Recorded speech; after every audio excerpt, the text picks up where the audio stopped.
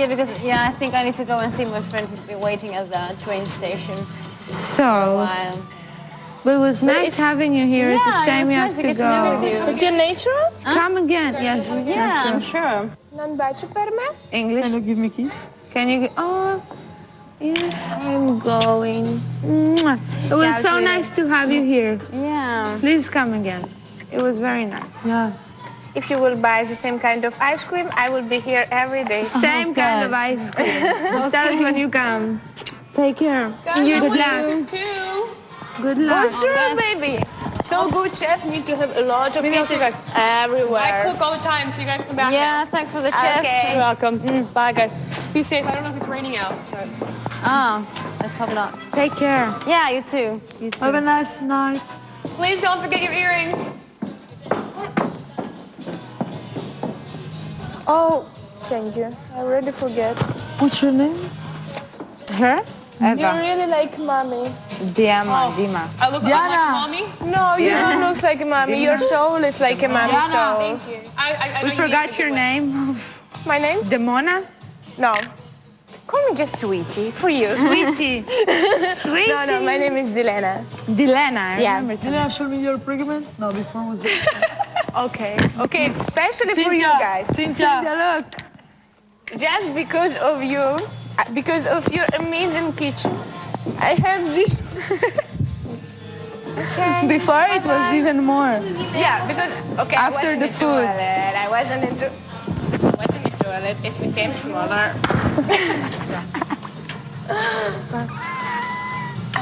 I want you in the home. You watching home. Yeah, I want that chicken here.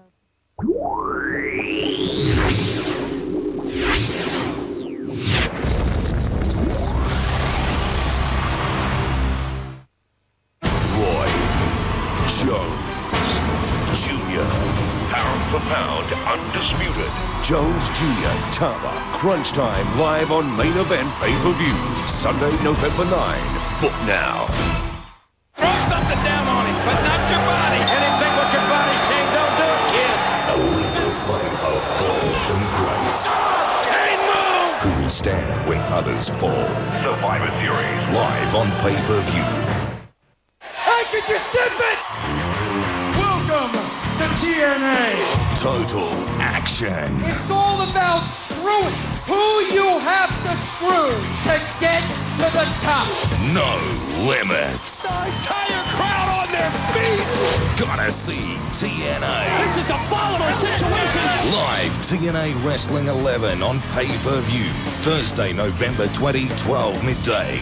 Call your service provider. When Roy Jones Jr. fights mad, he is devastating. And now that his belts belong to Antonio Tarver, it just got personal. Roy Jones, come on, baby. Do that, baby. Roy Jones still #1 and gonna be that way, baby. Jones Jr. versus Tarver live. Sunday, November 9, 1 p.m. on pay-per-view. Call your service provider to order. Roy Jones, you're going down. I'm coming. I'm coming for you.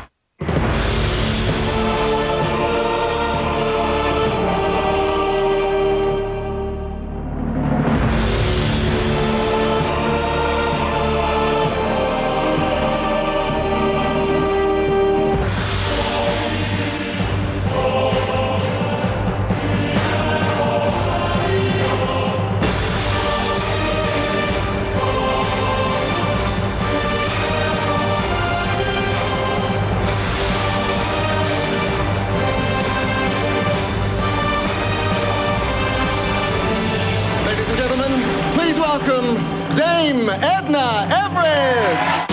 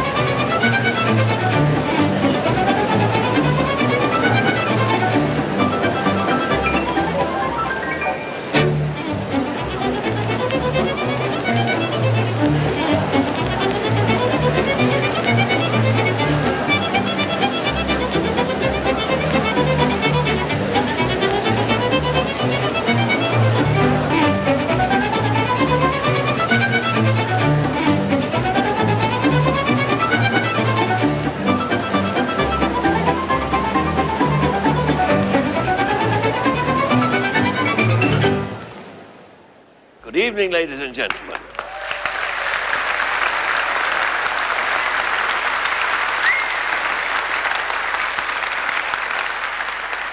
You know, I've always wanted to start one of my shows with something so excruciatingly boring that whatever followed would, by contrast, seem hilarious. That after an interlude of relentless tedium, even the weakest jokes would be received by you, the audience, with gratitude and even standing ovations. Well, I've not quite hit the nail on the head. What you're looking at now, and what you will have seen if you came into this theatre a little early tonight, is a sequence from a film made here in Melbourne in 1949 by one of the pioneers of the Australian avant-garde cinema, Alf Dunn. With his 16mm Bell & Howell camera, purchased here in the late 1930s, Alf Dunn recorded the suburban life around him with an unwavering lack of imagination and an unerring eye for the prosaic and the dull, even the boring.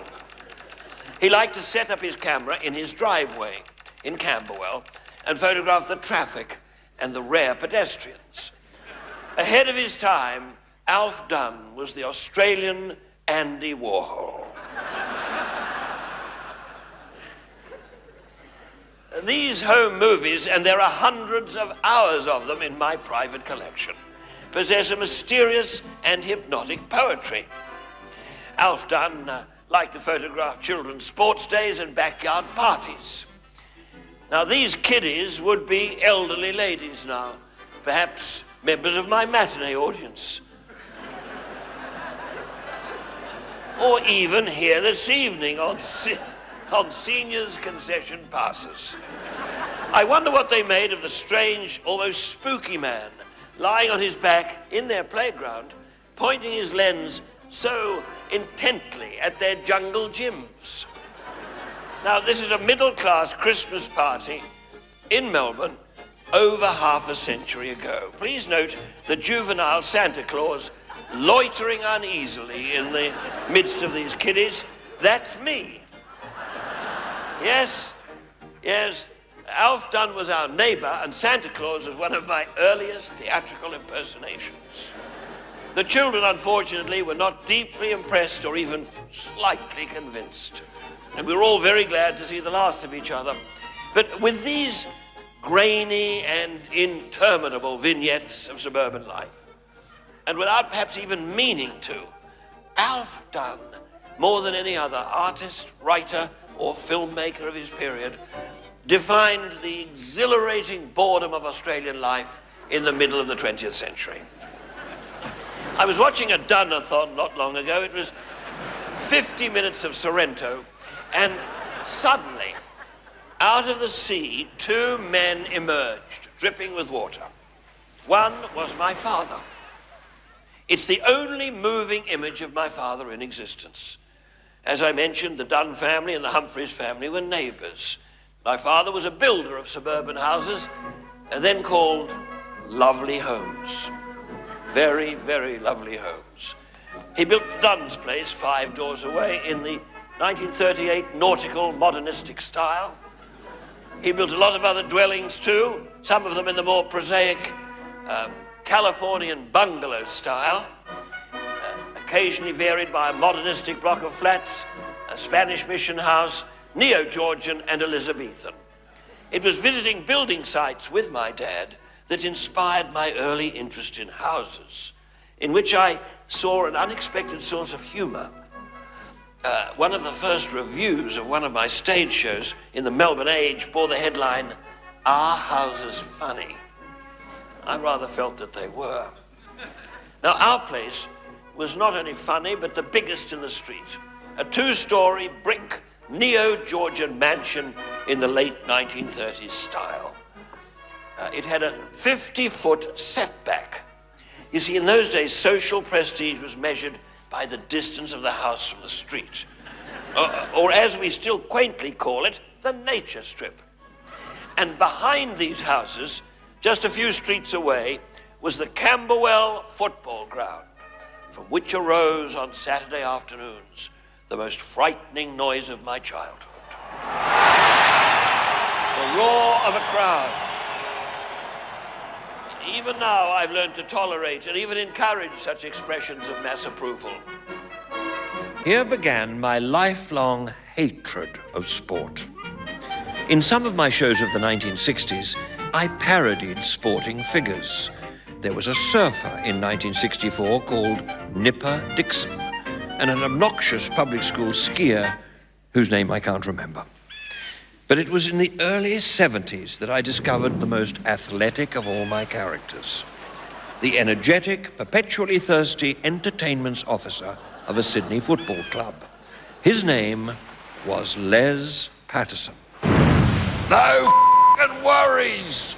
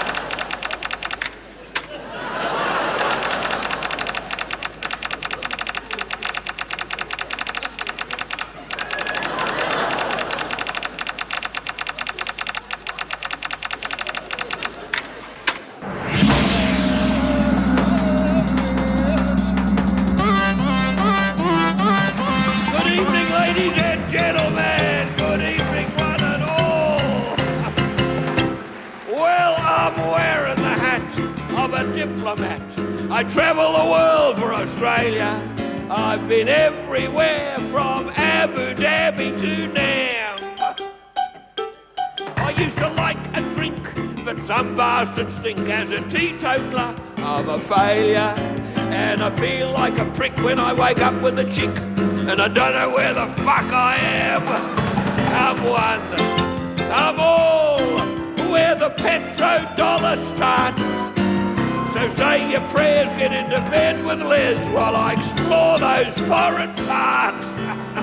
Say your prayers, get into bed with Liz while he explores our foreign parts. Yeah, I've left the land. I'm in Baghdad with a government introduction. With a job like mine, a man's got to act the part. So I'm wearing a towel, I'm on the prowl with my weapon of mass destruction. And I never fail to lift the veil of a red-hot Iraqi tart. Come one, come all, I love those Islamic arts. But please don't mention the Geneva Convention when I'm up those foreign parts. In my brilliant career, I haven't been here since a layover back in the 80s, when you couldn't get a drink, but you could get a nasty rash. I feel a bit of a dag, but I'm raising the flag on the banks of the River Euphrates, where you're in like Flint with a bottle of gin and a wedge of Yankee cash. But wherever I roam, I remember my home and a wife who waits called Gwenny. To be married to me, she'd have to be a saint. I like a bit on the side, but my poor little bride is convinced that I'm not getting any. She's long in the tooth. If she knew the truth, that poor old Sheila would faint. Come one, come all, I don't want to break no hearts, but if me donger could speak, I'd be up shit creek instead of up those foreign parts. Donger can speak, he'd be up shit creek Instead of up those foreign parts. No worries, yeah. Thank you, and let's hear it for the lizards. The beautiful lizards. Oh, well, well, well. Good evening, ladies and gentlemen. Good evening, one and all. Permit me, if I may, permit me to introduce myself to you good people. My name, as you may have heard, is Les Patterson. And if I may say so, on this beautiful Thursday night in Melbourne town, you're all looking pretty good. And if you think I'm looking good, let's hear you say you're looking good, Les. How am I looking, ladies and gentlemen? No worries, we're going to get along like a house on fire because I'm feeling good and I'm smelling good too because I've had a squirt of the old duty-free Fabergé Brut and I'm ready for action, ladies. I am ready for action. What have I been up to lately? What have I been up to? Now,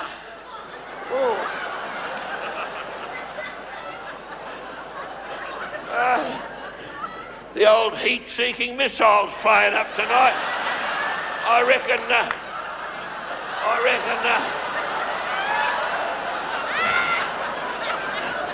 it might have spotted a soft target over there. Until I am at present, the face of the Australian peacekeeping force in the Middle East during this crucial transitional period. I think I'll say that again. Crucial transitional period. Yes, and I'm here in Australia on compassionate leave to spend a bit of quality time with my wife, Gwen. Now, parents here know that by quality time, I mean time that I'd much rather spend doing something else. You with me? They weren't too compassionate at first, neither. But when they saw a picture of my wife, boy, were they compassionate then. Johnny Howard, he said to me, Les, he said, will you be our man in baggers? Will you front up the coalition of the willing and I'll make you Australian of the Year? I said, what about Alexander Downer? He said, he's boring, Les, even by my standards he's boring. He said, is that boring? If he pulled himself off his hand and go to sleep.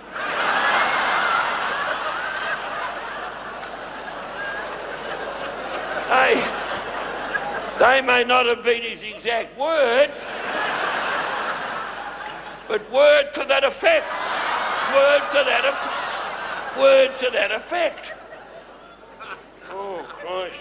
There's a stony-faced old Sheila sitting down there. She's got a face like a half-sucked mango, ladies and gentlemen. She's got a face like a dropped pie. She could stop a clock with that face. Last time I saw a head like that, it had a hook in it, I kid you not. Nothing personal, madam, I assure you. Nothing personal, but you can't win them all, can you, fellas? You can't win them all. Well, and ladies and gentlemen, in the last few months, in the Middle East, I've acquired 5 wives. How about that? 5 wives. You check into a hotel and it's automatic. They chuck you the keys to the minibar and a fresh Sheila on the pillow every night, like a chocolate. Some of them are. And you know, I'm not saying I like doing the dirty deed 5 times a night with 5 different exotic horn bags. But I force myself out of respect to the religious sensibilities of the region. I do. Of course, all this got back to my wife, and boy, did the shit hit the fan then. Oh, poor old Gwen. I said, Gwen, you are still #1 wife as far as I am concerned. And if I tell a lie, may I be shat upon by 1,000 camels. You see, I'm picking up the lingo over there. I've become quite fluent. I picked something else up over there too, and I've become exceptionally fluent in that particular area. However,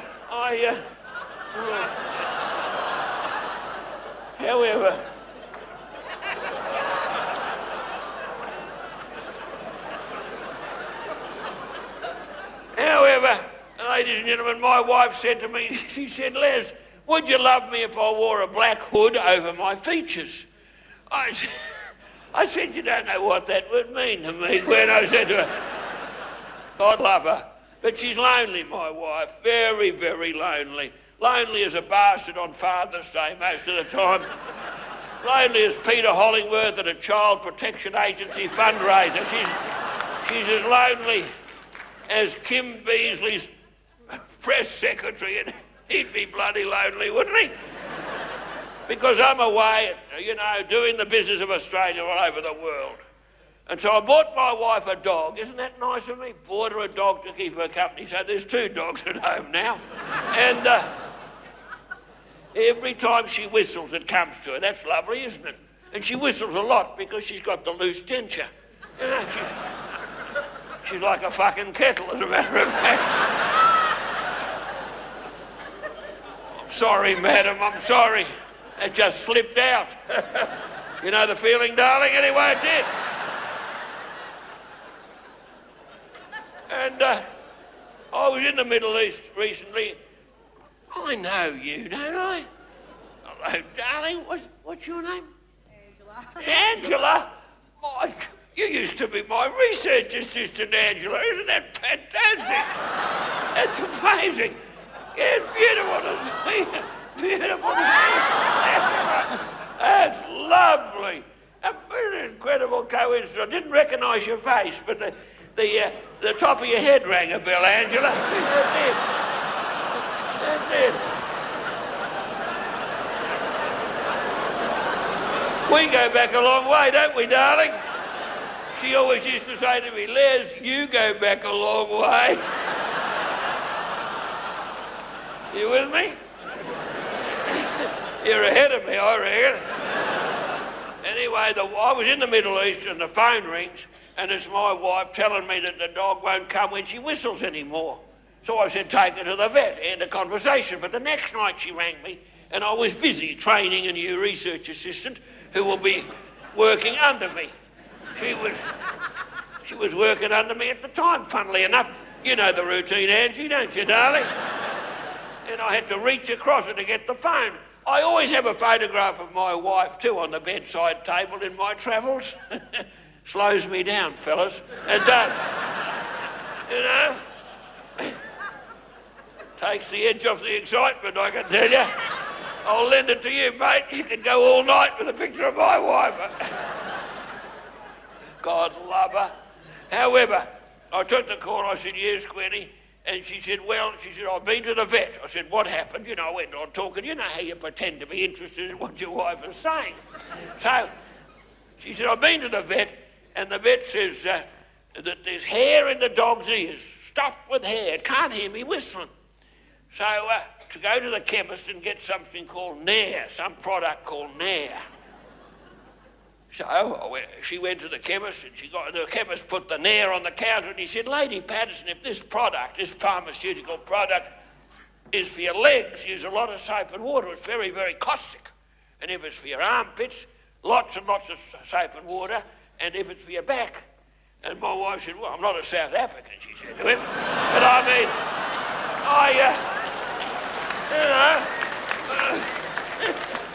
how fucking topical can you be? Hey? Oh, Les has got his ear to the ground. Not the only organ that's nearly touching the ground either, eh, Angela? Oh, boy, fantastic to see that, Sheila. However, ladies and gentlemen, my wife said, well, as a matter of fact, she said, it's for my schnauzer.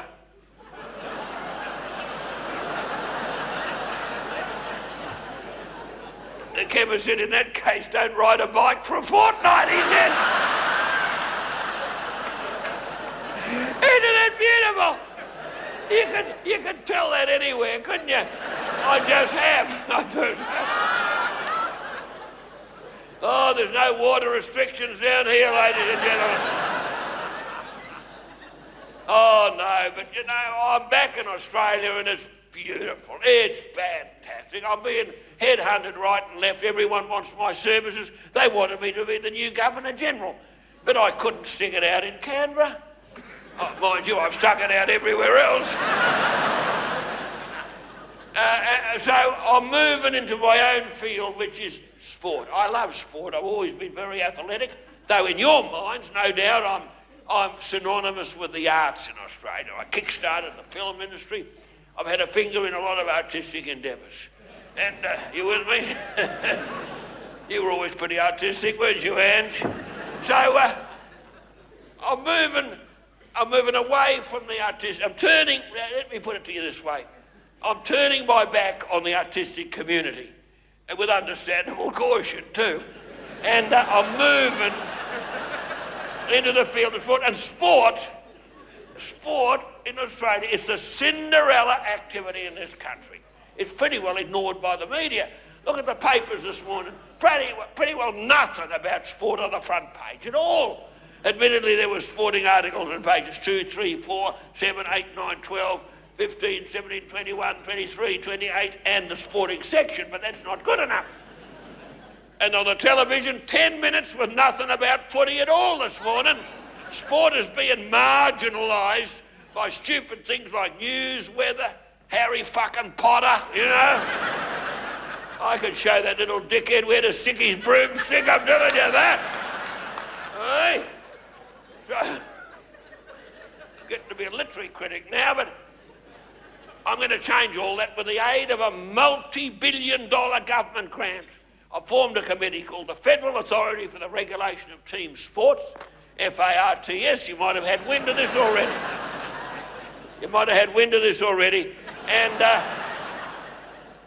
And we're going to make sure that you good people, and many like you, millions like you, are going to be exposed to sporting programs non-stop on every channel 24 hours a day. How about that? And ladies and gentlemen, it's our tarnished sporting icons that need an overhaul. It certainly is. What could be more apparent than our tarnished sporting icons? I mean, forget about Greg Norman. He sold out to the Seppos, the old septic tanks, years ago. But it's scallywags like old Shane Warne, you know. Good, I've left my cell phone back there. It's going non-stop. He's texting me to death, old Shane.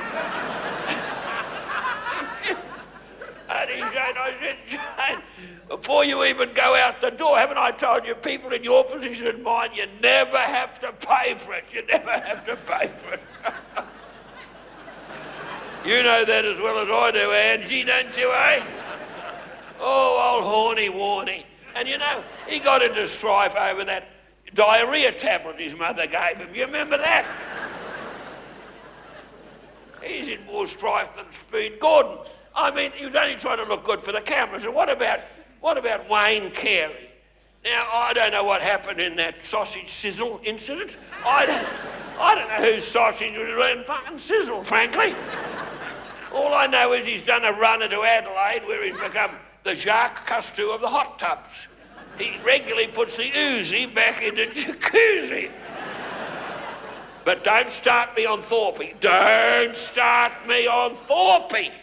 I had Thorpe on the phone, Ange, this morning, on the phone crying like a Sheila. You know, I said, you're done, Bonzi, you're a hero, you're fantastic, Thorpe. But he said, no, Les, no. I wish the media would stop sniping about me and stop impugning my manhood, casting aspirations on my orientation. I said, well, what do you expect, Thorpe, if you get around in Dago suits and jewels? I said, you can't have it both ways. Or can you, Thorpe, I said to him. I said, get yourself a decent Sheila, a lovely, clean-living Australian girl, someone who exemplifies solid Australian family values, someone like...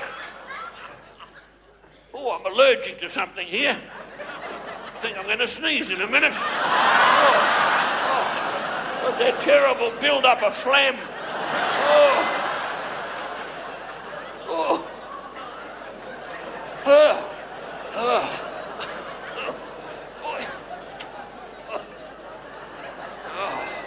If you can strike a match on this old tart's face, I'm telling you that. I think she thinks this is Mamma Mia. I think she... So, ladies and gentlemen, please pull yourselves together for Christ's sake. It's nice out tonight. I think I'll leave it out. Now, I said to Thorpe, I said, get yourself a nice, clean-living Australian girl, someone like that Annalisa back in the sack. That'd be nice. Or Mimi McPherson, little Mimi. I was out whale spotting with Mimi recently, And she said, Les, would you like to come below decks and look at my video?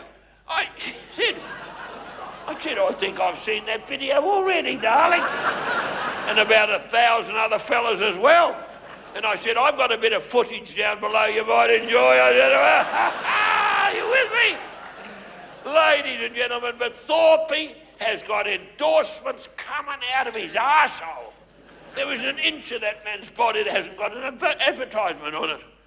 And that's another aspect of my bulging portfolio, vetting the endorsements. Now, did you read in the paper this morning that Mundine, the Catholic Church, have put the hard word on Mundine to endorse Nike rosary beads? Did you read that? Now, you'd think with all the shit the Mix have been in lately, they'd run a mile with a motto like, just do it, wouldn't you think? But ladies and gentlemen, the aggravation that I find myself involved in the sporting community as a spin doctor is nothing to do and nothing whatever compared with the trouble I have when I was Minister for the Arts.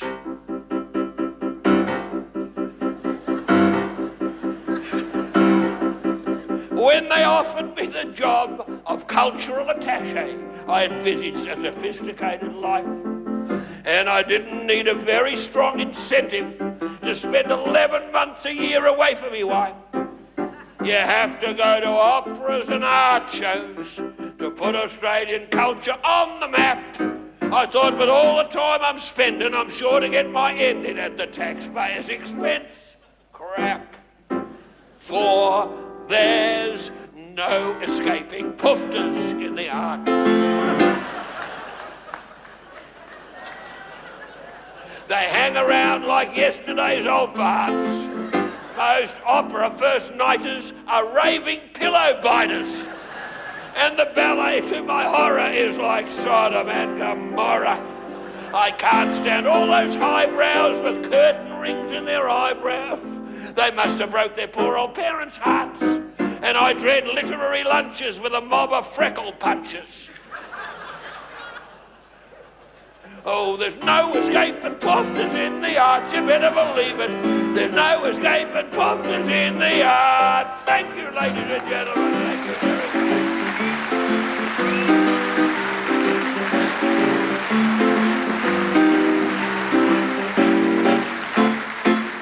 Well, there's no escaping fairies in my job. And if you complain, you are a bigot and a snob. When you're at a concert hall, keep your back against the wall. Or some bastard will try polishing his knob. If some pansy tries to give my bum a probe, and I knock him back, then I'm a homophobe. I won't exchange my vital fluids with a mob of Qantas stewards.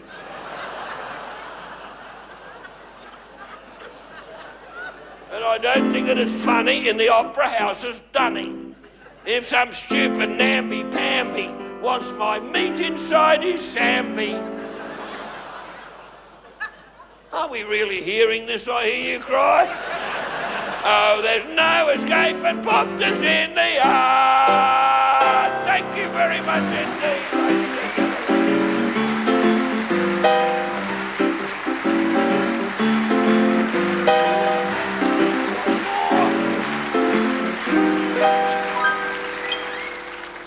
How I miss the golden olden days of Gough, with all those arty Sheilas guzzling at the trough. I dished them out their grants if they'd let me in their pants. It was the patriotic way to have it off. My job was one I always used to like, but now every second Sheila is a dyke. Oh, what a fucking waste, eh, fellas? So I finally said, no, I need a new portfolio. They need a fella like a fish requires a bite. So I called up Johnny Howard on the phone. I said, I need a fix of raw testosterone. He said, Leslie, this is like a bloody dream. I didn't know that you were batting for our team. Get in there, Les, and give it a burl.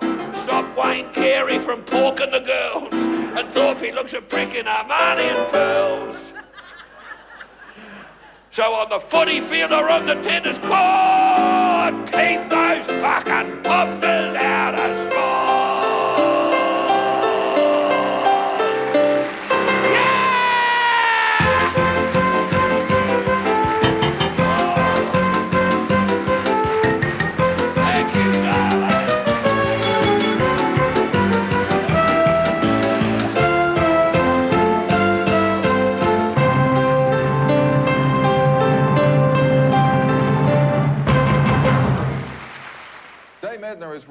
making final preparations for another of her historic shows.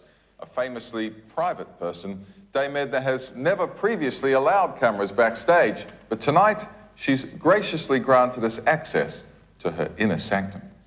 Thank you, Joe. Lilybet, I've told you, don't call me at work, woman. Oh, Joe, if the Queen calls me again, will you take it, darling, please? Yes, Edna. A smidge more sunsilk? Sunsilk? No, you fool! I'm about to go on stage, something a nuisance. Oh, but what am I going to wear to the after-show party? How about this, Edna? Oh, Colette Dinnigan. It's lovely, darling, but it's a bit too saucy for a family entertainer. Hello there, Carrie Ann. Goodness, I didn't see you. What are you doing loitering in my theatre? Well, don't you remember, Dame Edna, you said I could do a number on your show. No, I did not, you pest. I said that I might do a number on your show if you're a good girl. Sorry, call me old-fashioned. Excuse me?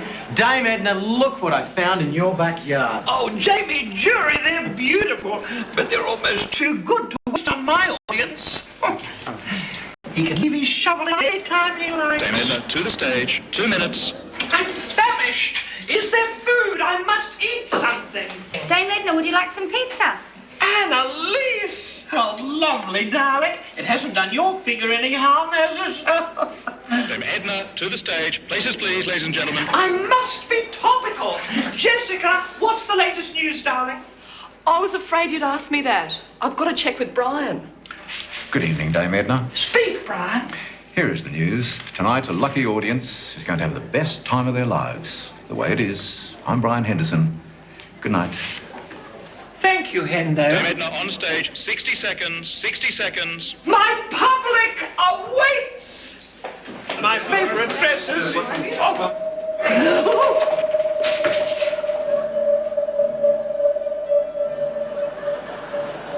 Spooky. How am I looking? Radiant. Dame Edna, on stage. Please, take a minute, will you go? Get that man out of my theatre! Remind me to call his wife. Quick sticks, quick sticks. Thank you, one. Stand by. Gather for our pre-show ritual. Spotlights ready. Dear Dame Nature, make this the most healing and profitable show I've ever done. Amen. Places, please, ladies and gentlemen. Clear the stage. See you out there, Dame Edna. Good luck, Andrew. Places, please, ladies and gentlemen. Clear the stage. I'm ready for my public. Lighting, sound, go.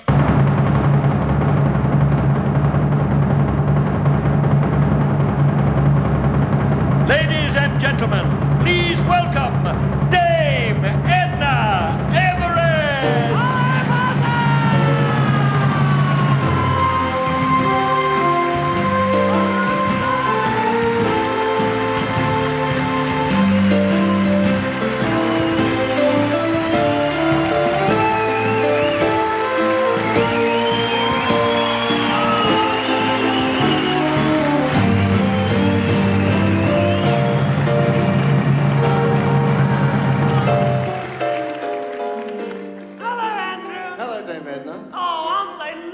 Very nice. For a Thursday. For a Thursday. How shall I start my lovely show tonight? Well, maybe you should begin with a song. A song? What a brilliant idea. People ask me what my show's about. Possum. And what do you say to them, David? Oh, I say, come along to the theatre and find out. Possums. There's a little dance and a little song. But I make most of it up as I go along. For my muse is not elusive or ethereal. It's my audience that's my source of raw material.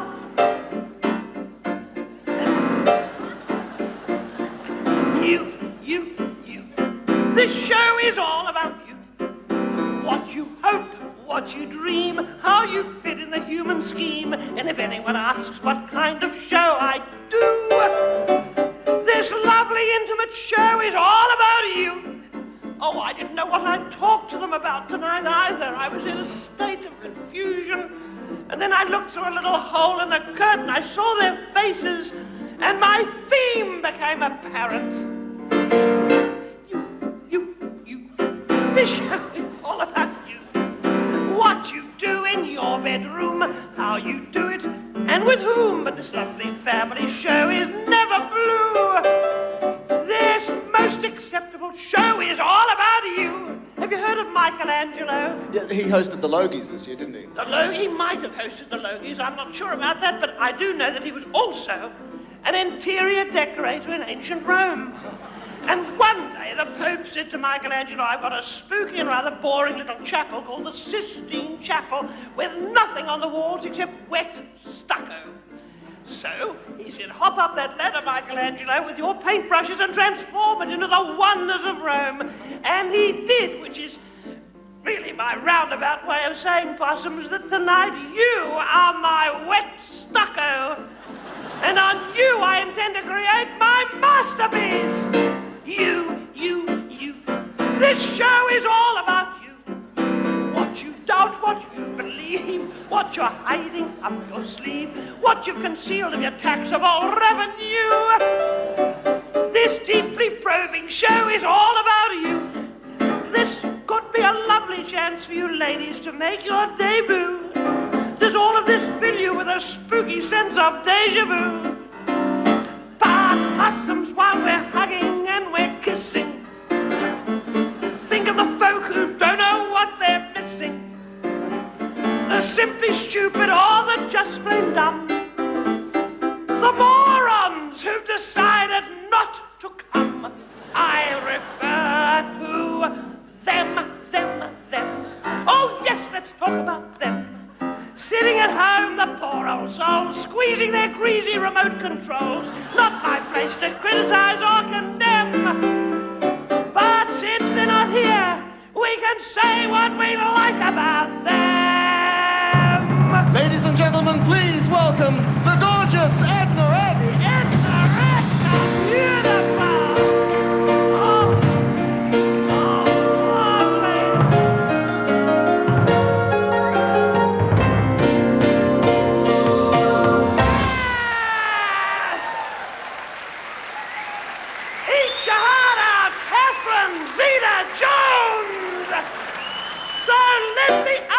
Lock the doors, turn up the volume on your applause. Seniors, kiddies, mums and daddies, fasten your seatbelts, grab your gladdies. Try not to wriggle, remember you're out. This is what my show is all about. You. Although you might not be in who's who, it's loving and it's sharing.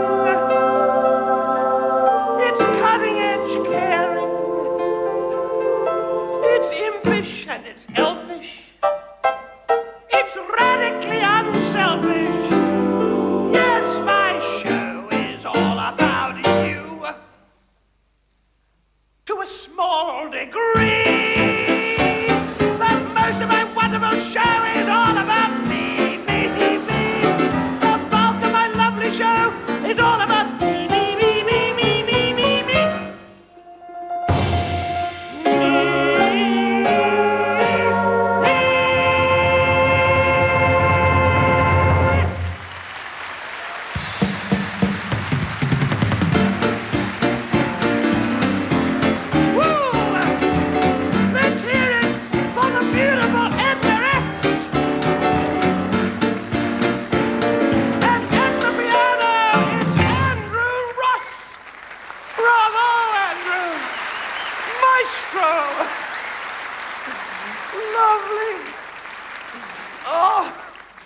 Emotional old megastar I am tonight. Let me look at you.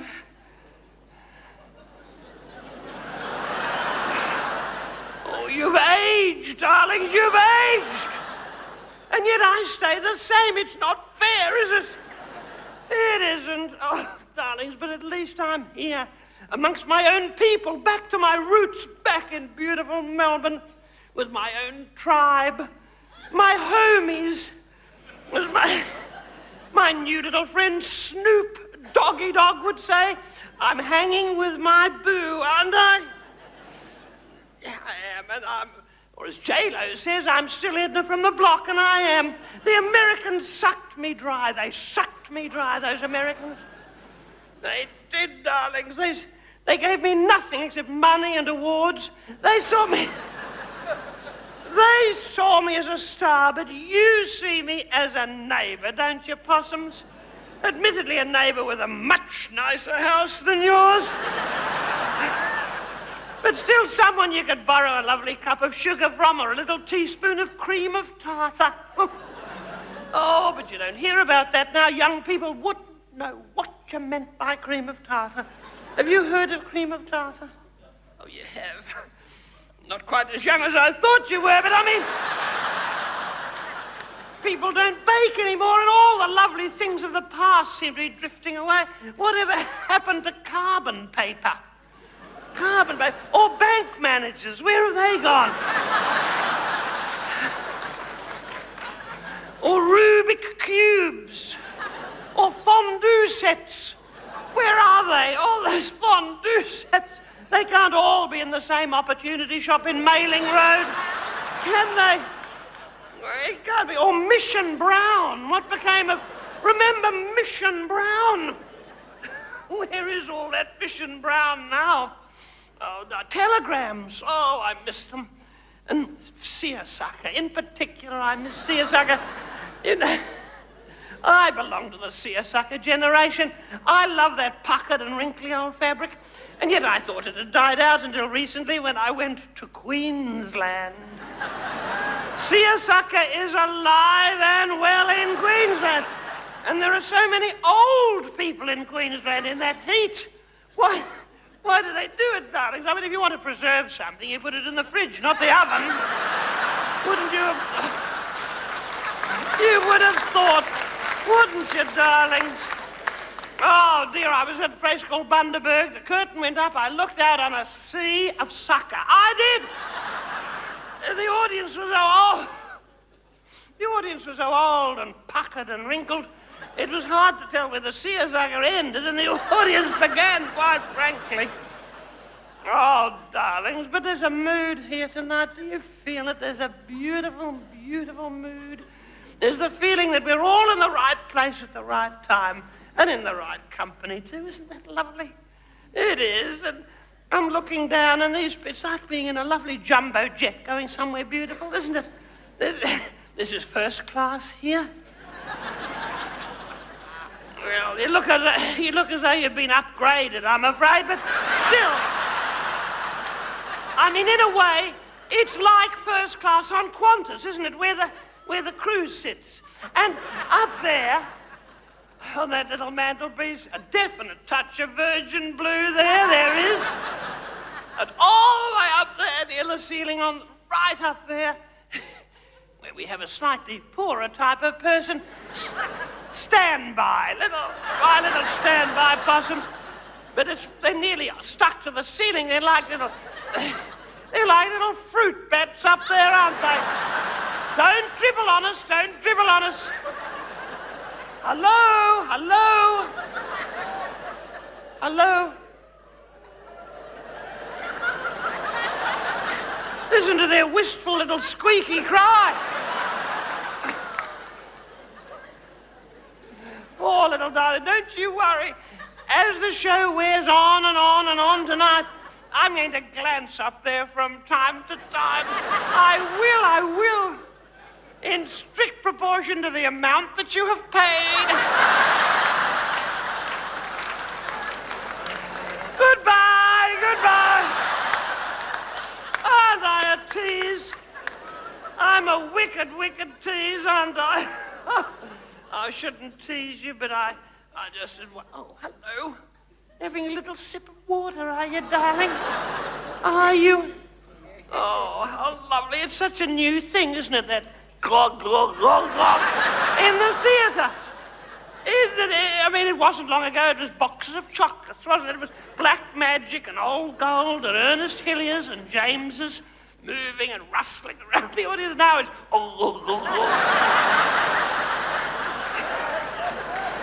It's It's a trend. It's a fashion. You're worried you won't be moist enough tonight, darling? You're frightened of... You think you might shrivel up? Put it away. You see, I'm having mood swings. My patch is peeling off as a matter of... No, people will look back on this period in history and they'll say, remember water, they'll say. Extremely irritating. However... Oh, darlings, but you know it was nice in America. President Bush said my talent was nuclear. I wish he could pronounce that word. I wish he could. He got quite friendly. He said, I'll show you mine if you show me yours. He meant his passport. He's so proud to have one. And he's got 3 stamps in it, too. He showed me. I didn't have the heart to show him my passport, which is a typical Australian one. Chock-a-block it was. Oh, darlings, goodness, we speak the same language. You follow my subtext. You do. You won't shrivel. You won't shrivel. Oh, dear. But, you know, I look down here and I see people with expressions of terror on their faces. Don't. Please, darlings, how many of you said, before you came to the theatre tonight, how many of you said to your husband or your wife or your family member or your children or your significant other or same-sex partner?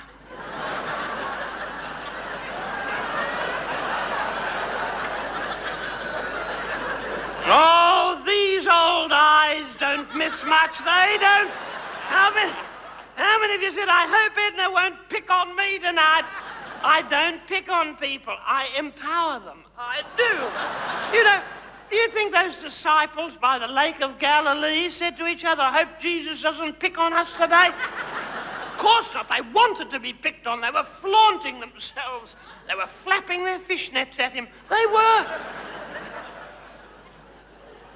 They were, and he gave them a wonderful opportunity, didn't he, to write 4 bestsellers. He did, because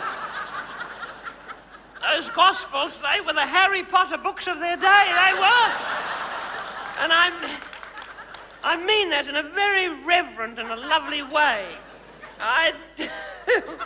And I'm not comparing myself with Jesus. Well, in a way I am, because you will see miracles tonight. You will. I'm a miracle. I am a miracle. I was endowed, look at me, a glamorous megastar. Not long ago, I was a frumpy old Mooney Ponds housewife, dowdy old... A little bit like you, as a matter of fact, darling. But, no, I meant that in an empowering, lovely way.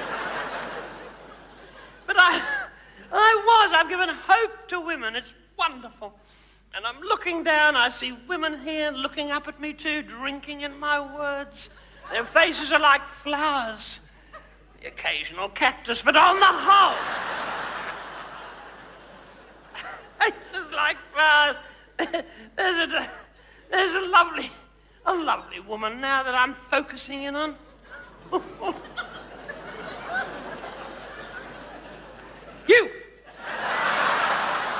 You, darling, next to the dehydrated girl. What's your name? Sonia, hello, S-O-N-I-A? S-O-N-D-R-A. Oh, Sondra.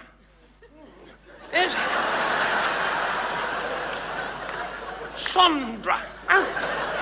It's not a name you hear much now, is it, Sondra? In fact, I've never heard it before in my life. But I mean, you'd hear it, wouldn't you, Sondra? You would. You'll hear it a bit tonight, funnily enough. You're lovely, Sondra. Did you see me peeping at you? You're lovely. I'm peeping at you. What do you do for a living, Sondra?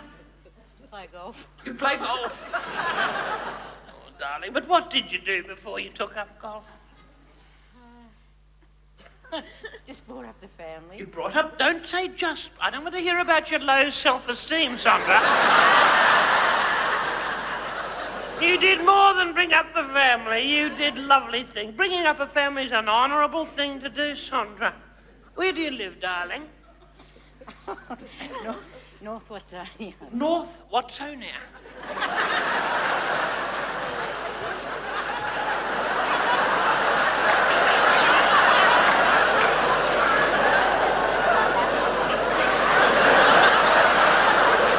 You sure you're in the right seat, Sandra? No, please. No. Please. Sandra, I'm sure... I'm sure it's come on wonderfully, North Watsonia. I'm trying to remember what volume of Melways it's in.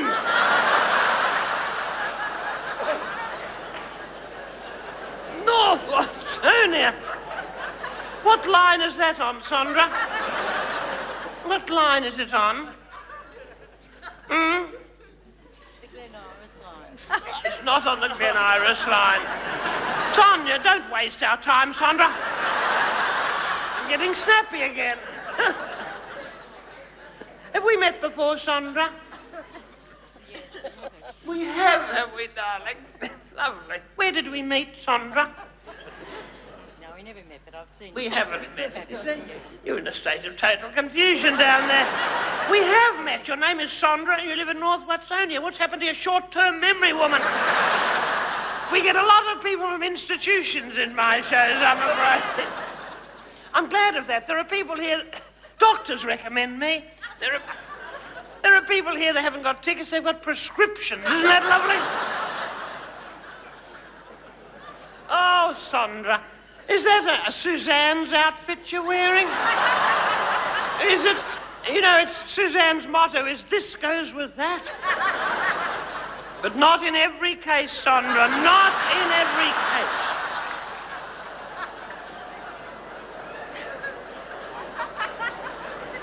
You're a clever woman, Sandra, though, because you can merge with your background and be almost invisible. You're lucky.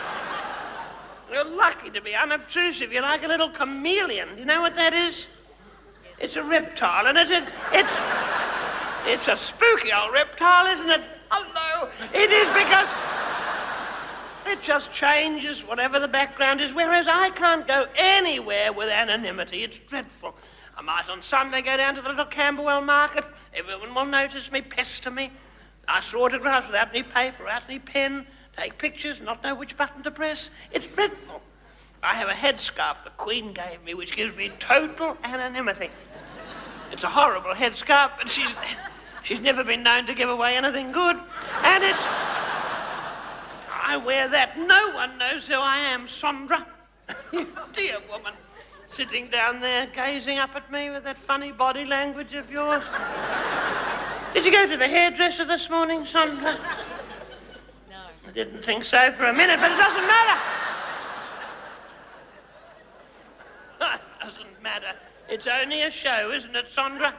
And you're lovely, and there's another woman with her hands in an attitude of prayer. You! What's your name, darling? What? Hello, Robin, R-O-B-Y-N? Oh, R-O-B-I-N. That's my second favourite spelling of Robin.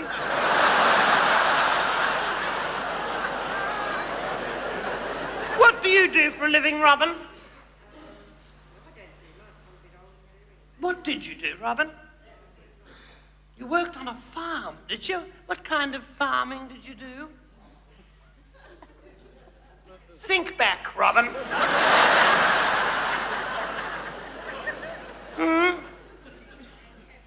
What?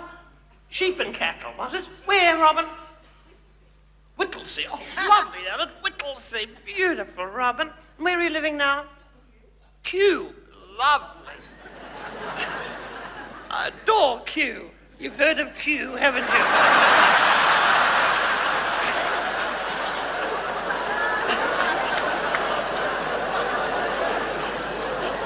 What sort of a home do you have there, darling? An Edwardian home. Oh, how beautiful is yours, Edwardian, is it, in North Watsonia? What sort of home, Sandra, do you have there? It's what? Just a comfortable home. Just a comfortable home, that's lovely. Did it have any particular architectural style? Is it detached? Yes, It's detached. You don't seem to be too certain, darling. Let me share with you my perception of a detached home. You go out the front door, Sandra. Are you with me so far?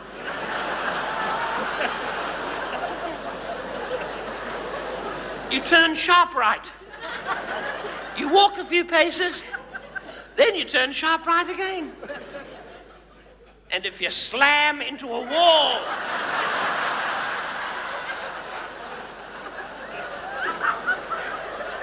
it isn't detached, is it? It isn't.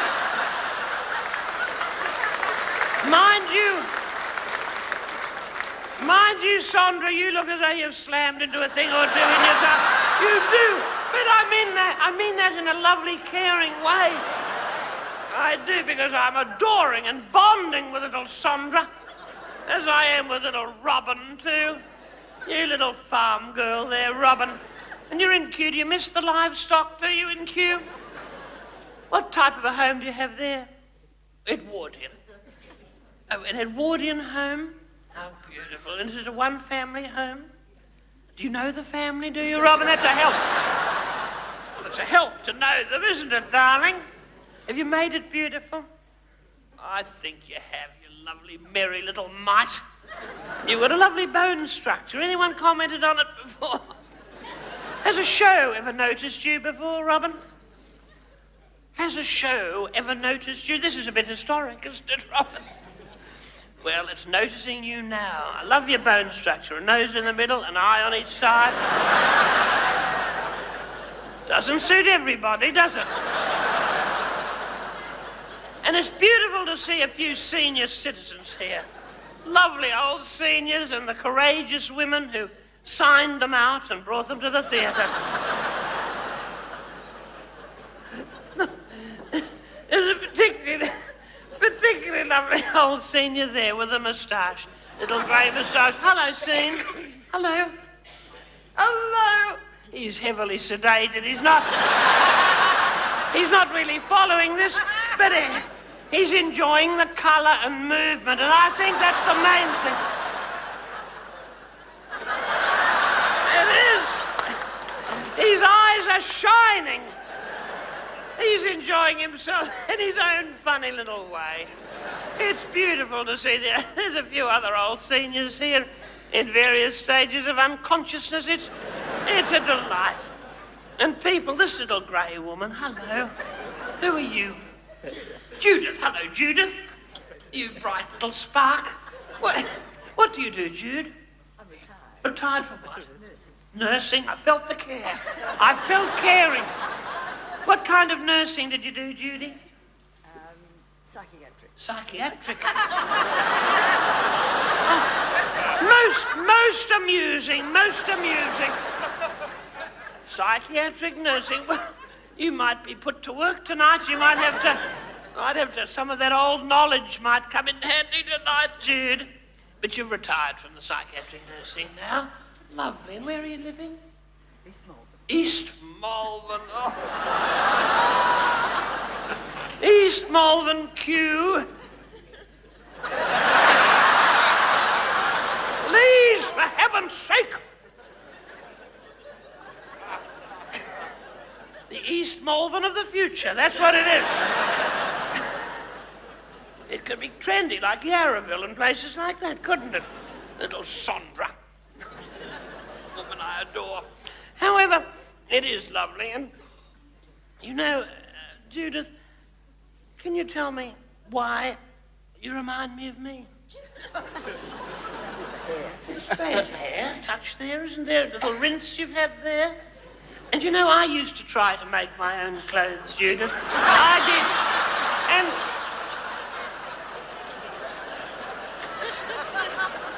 like you, I failed. But the thing is, it's only a show, isn't it? And it's lovely, and it's warm. Is it warm? I think that's the main thing. You're a wise woman to dress for warmth rather than appearance. You are, Judith. And you've got a lovely old senior with you, too. He's lovely. Isn't he? He's a bit of a handful. And your home is what sort of a home? Californian bungalow. A Californian bungalow in East Malvern. Isn't it funny to think in California there are probably some East Malvern bungalows? They're probably part of a cultural exchange. That's not a contradiction in terms, Judith. However, I'm making lots of new friends here tonight and bonding, and I'm also a therapist. And you probably have to do a little bit of that in your old job, didn't you? A little bit of caring and sharing and counselling. And I'm a counsellor, and I'm looking at little couples here. Are you a married couple? No? Thinking of it, are you? Thinking about it? And you too? No. No? Are there any little married couples here? You? Hello. How long have you been married? How long have you been married? 7 years. 7 years, that's lovely. Come up here. Come up here. Yes, both of you. Come on, darlings, both of you. Up you come. There we are. This is lovely. A big hand for this little couple. Yes, don't be nervous. Don't be nervous. This is going to be the highlight of your marriage. Isn't it beautiful? Hello, darlings. Let me hold you. Let me hold you. What is your name? Sam. Hello, Sam. Samantha. That's right. You're adorable in yours. Ian. Hello, Ian. He's dead. He's dead. He's dead. Why is he dead? He put his hand up.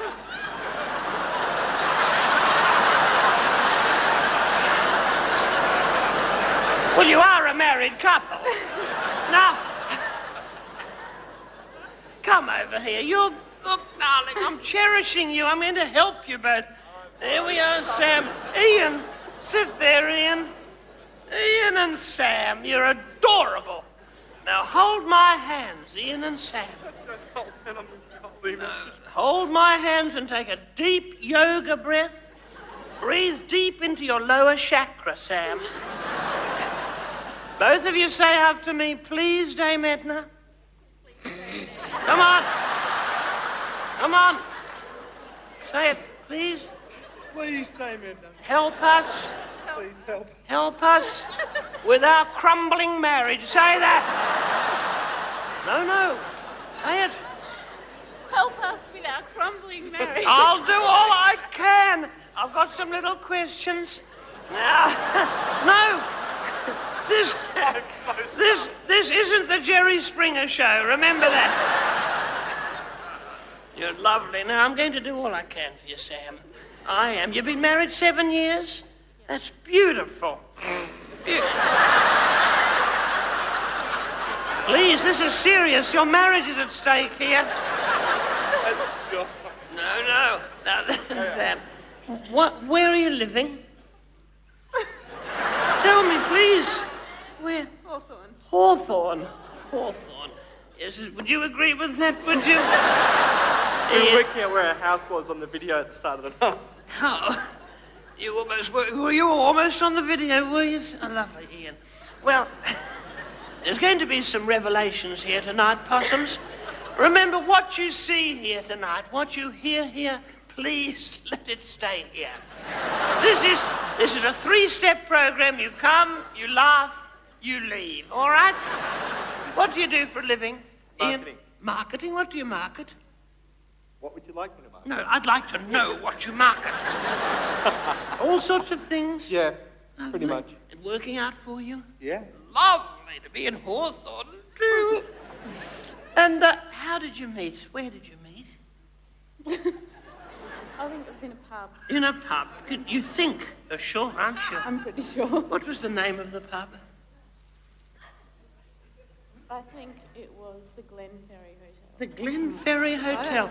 And you went the Hawthorne. Oh, you see, they're arguing already.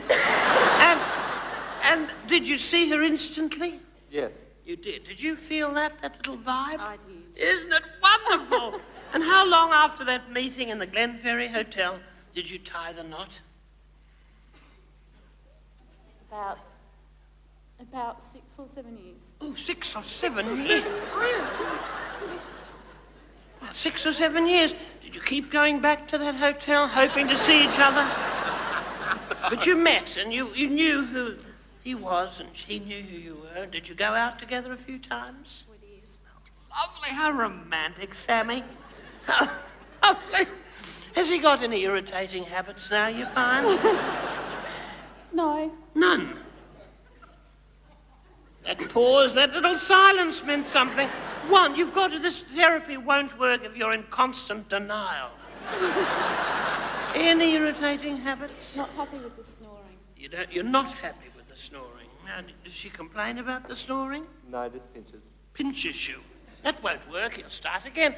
I've got a suggestion to make. Something I did with my husband, late husband. You get a bra, a large size bra. Sandra could give you one of hers.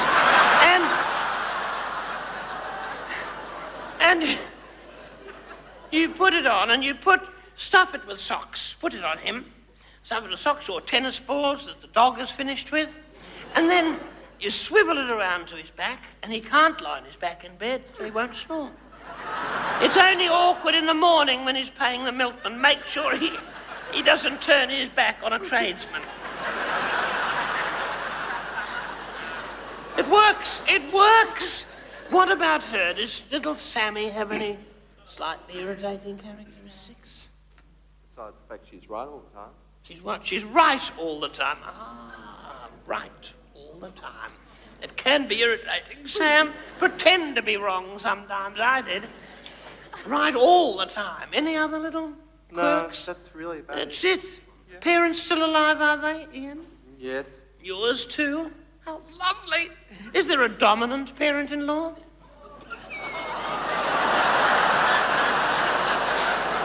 Is there? Pass. No, just tell me. Yes. Whose? His. His mother?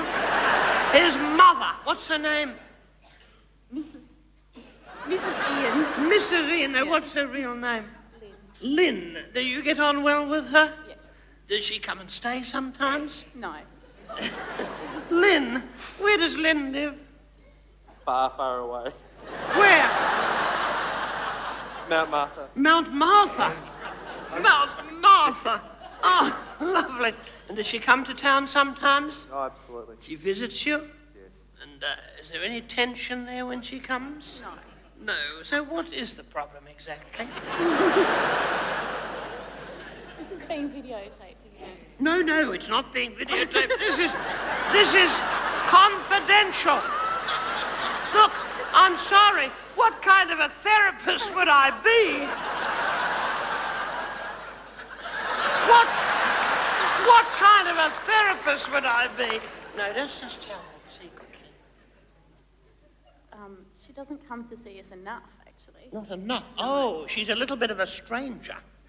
Down there in Mount Martha, a reclusive woman, is she? I need to speak to her. Bring on the phone, please. I'm here to have a little word with Lynn. I am. Isn't this exciting? There we are. They're actually interstate. They're interstate. Where are they now? Queensland somewhere. Somewhere? Yes. Mobile? I can get a number for you. Oh, yes, of course. The miracle of the mobile phone. What risks I take, don't I, in this show? Just going out on a limb like... Won't she be thrilled to hear from me that... There we are. She'll be very, very excited. 2 seconds, It'll just come up there. I turned it off because I was coming. No, you turned the phone off when you were coming here. Little did you know how handy it would be to locate Lynn. Is she a big woman, Lynn? No. She's very slender. Slender and pretty well invisible as far as your marriage is concerned. We're going to have a little word with her now. She's up in Queensland. You see, again, distancing herself from you and your husband. What's her husband like? He's lovely. He's lovely. What's his name? John. John. Oh, yes. Is that it? Oh, lovely. And where are they in Queensland? No idea. No, we'll soon find out, won't we, possums? Here we are. Does she know you've come to see us tonight? Does she know you're here? No. No, of course not. Couldn't care less, could she, Sam? Said nothing about it. Is it a private number? Yeah, it's a mobile. 04. She's probably at a ginger factory or something up there. And wandering through a cane field, perhaps, patting a toad. Come on, Lynn. There it is at the bottom of her handbag. Buried, really, isn't it? John Dunn. Hello, Lynn. Yes? Lynn, this is a surprise call from Melbourne. Yes. Lynn, my name is Dame Edna. Oh, is that you, John? Yes. John, could I speak to Lynn, please? I'll get her for you, Dame Edna. Dame Edna. Hello? What was he doing in the bottom of her handbag? Hello? Hello, Lynn. Yes? Lynn, my name is Dame Edna. I'm a famous megastar. And I'm calling you up in Queensland from Melbourne. Now, did you know that Ian and little Sam went to a show tonight? No, I didn't. Well, I am the show!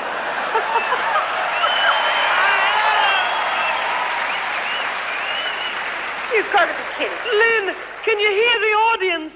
I can, but I don't believe you. It's true, isn't it? It is. It's definitely true, Mum. I'm so sorry. And here's a strange little voice. Hi, Lynn. That's Sam. That was Sam. Is this true? Yes. Lynn, did you know that your son and your lovely daughter-in-law are seeking help with their marriage? Did you know that? No, I didn't. Did you? I don't believe you. They're seeking my help. I'm counselling them. Well, we're having a bit of a group session here.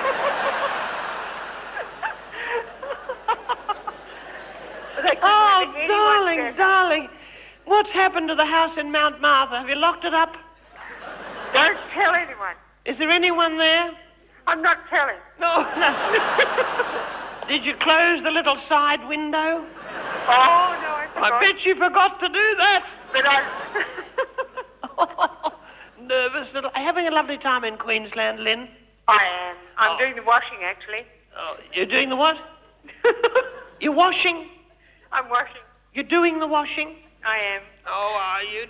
Your little personal things you're rubbing through? But... Yes, well, it's warm up there and lovely, is it? No. Oh, you're having disappointing weather. weather. There was a gale in the tent last night.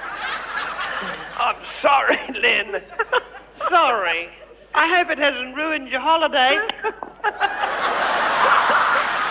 No. I just can't believe this. What, darling? I can't believe I know, isn't it strange to think the rest of your life is going to be an anticlimax, Lynn? But Lynn, I'll tell you how this happened. But I won't believe it anyway. I was on the stage, Lynn. I am on the stage, of course. Sure. And I was on the stage. I was talking to my audience, or my focus group, as I prefer to call them. And I said, is there anyone here tonight with a vindictive and interfering old mother-in-law? And you know... She did it. Little Sam's hand went straight up. It did.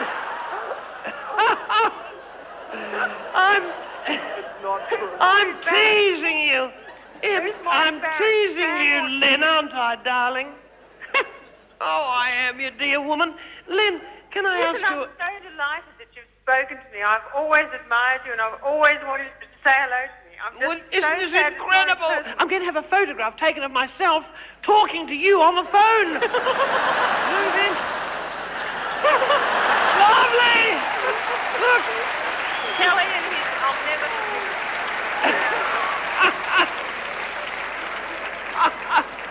We've got 2 polies now. Lovely, and you can have them photoshopped and blown up and turned into something beautiful. I'll send them out as Christmas cards. Oh, darling, I've got to know this couple so well. You haven't. And they've been thinking things over. Are they very embarrassed? They've come to a bit of a decision, Linny. Oh, have they? They want you to come and live with them, Lynn. They do. Now I know you're lying. It was Sam's idea. It was. She misses you.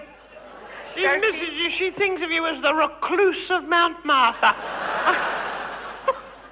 I hope none of my friends are listening to this. You've got a lot of friends, have you? One or two I had yesterday. It's lovely. Well, they're not here, I don't think, darling, and this is a very, very confidential counselling session. How many? Can I ask you a quick question, Lynn? I mightn't answer, though. Oh, yes, you will. What are you wearing, Lynn? What? Nothing. What are you wearing at the moment? Nothing. No. You're expecting visitors, are you, Lynn? No, neither phone calls either. What part of Queensland are you in? Brisbane now. Oh, you're in Brisbane. Well, you're going to go further north, aren't you, darling? No, we've been there. Oh, you've been up there and you're on your way back to Mount Martha? Along with everyone else in a caravan. Well, All you're in a Victoria's on the caravan. move up here. Good heavens. Well, try to remember when you're back in Melbourne to pop in on your son and daughter-in-law, won't you, when you're here? And I've loved having a little chat with you. And before I go, Lynn, my entire audience is going to say, good night, Lynn. Are you ready for this? Right. Here they come. Good night, darling. Lots of love. Bye. Thank you so much. No, Mum, I love you, babe. Good night. Sorry, Lynn. Goodbye, darling.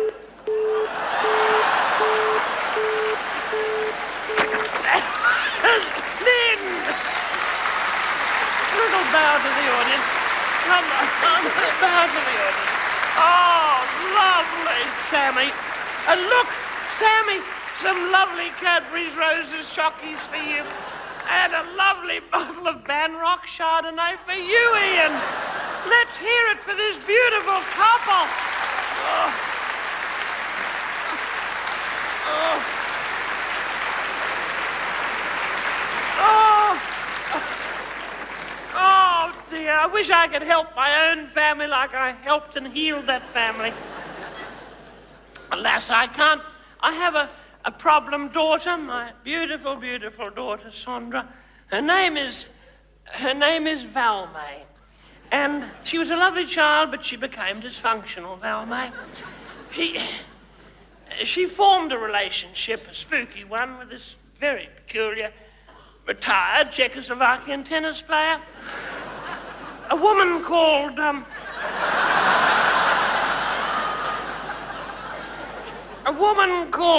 what was her name? Fern Bratislava, that was her name. And they set up home. Oh, I suppose I can tell you anything. They set up home together in Caroline Springs. I don't know if you know that. Caroline Springs. It was recommended by another tennis player, John Newcomb, to them. And, of course, it's right under the flight path. I mean, the jumbos come down so low, you're sitting in their lounge room, you feel like ordering drinks. You do. You can practically see the in-flight moving. But that relationship has broken up. Just as I was getting to like Fern, or quite like her, or not actively dislike her. And now my daughter has relapsed into her old habits of kleptomania. She modelled herself on Winona Ryder. She goes into shops, bare-legged, and comes out with 15 pairs of razzmatazz on her legs. As a child, she had the gift of the grab. She was always looking for the 5-finger discount, my daughter. But why does she always have to be found out, busted, to use a rather horrible expression, in Target? Can't she steal from Myers or David Jones or somewhere? Bringing shame upon the family. Well, she's been picked up I don't know how many times in Target by the same rather heavily built, conscientious security officer, a woman called Frankie Clitheroe. To cut a long story short, they're now living together in Daylesford. What do you think of that? Well, the outskirts of Daylesford. This woman, they're in a rammed earth home. That's the fashion, a rammed earth home. with a kind of straw bale extension. It's very trendy, apparently. And this woman, Frankie, she's not just a security officer at Target, she's also a gourmet cook. She makes, well, they sell things. She's got a company called Clitheroe Cottage Consumables, and they go to Footscray Market, they buy hares, you know, those big rabbits, and they mince them up, they make quince and hare pate. And they sell it at the Coburg Trash and Treasure. They also make lavender jam, but everyone in Dalesford makes that. The thing is that I called them up. I felt I had to. You see, well, Valmay goes along with this. She helps make the pate because she's on parole. She can't work. And I called up because I'm only in Melbourne for a short time. I thought I have to do something for my daughter. You know the feelings. I rang up. I got this gruff-sounding Frankie. And she's called me Ed. I said, I had not even told her to call me Edna. I said, oh, yes, Frankie. She said, oh, Ed, Val will be thrilled to see you. She said, come on up to Dalesford. Wait till you get I'm a gourmet cook, she said.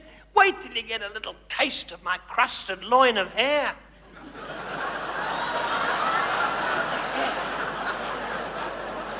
with a tamarind tepinade and a wasabi Jew. Well, I said, I want to see my daughter. Do I have to meet this wasabi Jew? That's what I said. I didn't know there were any Jews in wasabi. I don't even know where wasabi is. But I got my driver, Carl, who left the gym early, to drive me in a limousine all the way up to Dalesford. And I said, look, park the car about a block away from their hovel, their home, because I don't want my daughter seeing an expensive vehicle. She'll only steal the hubcaps, the radio, she'll strip it down, she'll scratch hands off Iraq on the side of the car. So I got out, I went across to this little rammed earth hut. You can smell the Clitheroe Cottage Consumables. I mean, you'd love it if the smell of boiled rabbit offal doesn't worry you. I met this Frankie woman, a enormous woman in a sort of check shirt and overalls, and she nearly broke my hand when she shook it. And she sat me down at a blood-stained Laminex table with a mincer clamped to one end of it, dripping with blood and fur. There was a blood-stained axe leaning against the wall, probably used for splitting hairs, I would have thought. And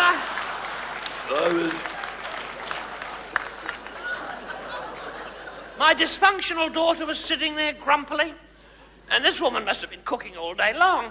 She handed around little party pies. You know how polite, how lovely I am. I said, oh, these are lovely. I said, these are delicious.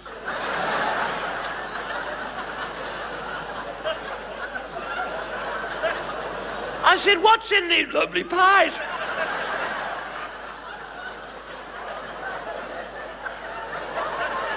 I was waiting for her to turn her back so I could spit it into my handbag. She said, I'm glad you like them. She said, they're tripe and chicory tartlets. Tripe and chicory tartlets. I suffer from acid reflux. I suffer from very, very acute acid reflux. But I was keeping it under control. But the floodgates opened when I got the first whiff of Frankie's loin. Oh.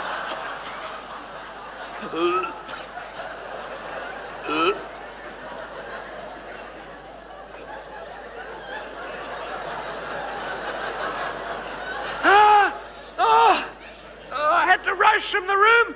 I said I had an allergy. Aren't we lucky to have allergies now? I mean, in the old days, we just have to say, your food makes me sick. However, I ran out of the room, but the evening wasn't over. The evening wasn't over. We had to sit on beanbags and watch a DVD of Thelma and Louise after that. And then a cupboard door opened, a tragic figure appeared. You know, they've adopted a child. These women have adopted a child. A little Cambodian waif.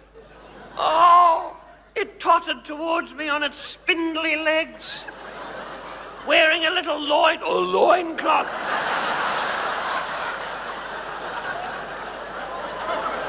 Let's say a sarong, but wearing a sarong. Had a little flower over its ear, a little flower there. You couldn't tell if it was a girl or a boy, and I don't think it knew. I don't think it knew. Its name was Tran. Aptly named, I thought. And little Tran, poor little Tran, looked up at me with big brown eyes, as much as to say in broken Cambodian, "Get me out of the clutches of these deranged women." I was trying to think what Megastars Anonymous would advise me to do. Detach with love. I ran out into the night, but I couldn't find my car, Sandra. I couldn't find my driver.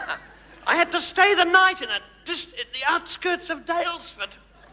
Can you imagine what that's like? I don't think you can. But I think you can. It was hell on earth.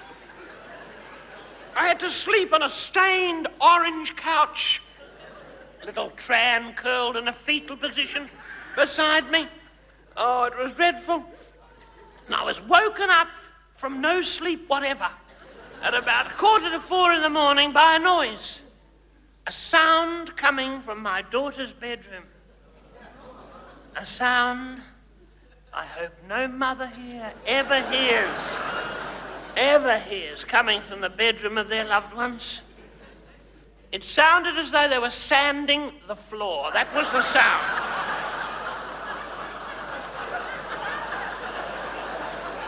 I thought, what a time of night to do renovations. That's what I thought.